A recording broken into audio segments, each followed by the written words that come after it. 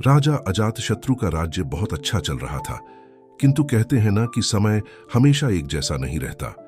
ऐसा ही अजातशत्रु के साथ हुआ।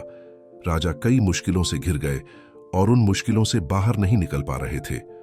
उन्होंने कई युक्तियां अपनाई, लेकिन असफल रहे। एक दिन उनकी मुलाकात एक तांत्रिक से हुई। राजा ने तांत्रिक को अपनी मुश्किलें बताईं। तांत्रिक ने राजा की बातों को ध्यान से सुना, फिर उसने एक उपाय बताया। तांत्रिक ने कहा, आपको पशु बलि देनी पड़ेगी, तभी आपकी मुश्किलों का समाधान होगा। पहले तो राजा काफी सोच विचार में पड़ गया, लेकिन उन्हें जब कोई भी रास्ता न दिखा तो उन्होंने तांत्रिक की बात मान ली। तांत्रिक के कहे एक बड़ा अनुष्ठान किया गया। पशुओं को मैदान में बलि देने के लिए बांध दिया गया। संयोगवश उस समय महात्मा बुद्ध राजा के नगर में पहुंचे। वे उसी स्थान से गुजर रहे थे जहां पर राजा ने अनुष्ठान कराया था। महात्मा बुद्ध ने जब देखा कि निर्दोष पशुओं की बलि दी जाने वाली है, तो वे राजा के पास गए और बोले, राजन, आप इन निर्दोष पशुओं को क्यों मारने जा रहे हैं? राजा बोले, महात्मा जी, मैं इन्हें मारने नहीं अपितु राज्य के कल्याण के लिए इनकी बलि देने जा रहा हूं, जिससे सारे राज्य का कल्याण होगा। महात्मा बुद्ध बोले, क्या किसी निर्दोष जीव की बलि देने से किसी का भला भी हो सकता है? थोड़ा सा रुककर महात्मा बुद्ध ने जमीन से एक तिनका उठाया और राजा को देते हुए बोले, इसे तोड़कर दिखाएं। राजा ने तिनके के 2 टुकड़े कर दिए। बुद्ध बोले, इसे अब पुनः जोड़ दें।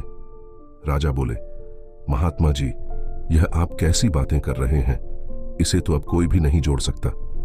तब बुद्ध राजा को समझाते हुए बोले, राजन, जिस प्रकार इस तिनके के टूट जाने के बाद आप इसे नहीं जोड़ सकते, ठीक उसी प्रकार जब आप इन पशुओं की बलि देंगे तो यह निर्दोष जीव आपके कारण मृत्यु को प्राप्त होंगे और इन्हें आप दोबारा जिंदा नहीं कर सकते, बल्कि इनके मरने के बाद आपको जीव हत्या का दोष लगेगा और आपकी मुश्किलें कम होने के बजाय और भी कहीं अधिक बढ़ जाएंगी, क्योंकि किसी भी निर्दोष जीव को मारकर कोई भी व्यक्ति खुशी नहीं प्राप्त कर सकता।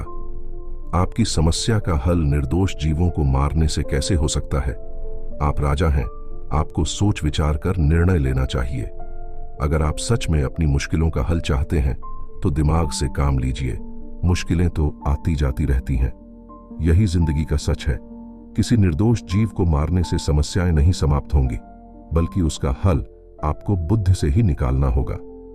बुद्ध की बात सुनकर अजातशत्रु उनके चरणों में गिर पड़े और अपनी भूल की क्षमा मांगने लगे।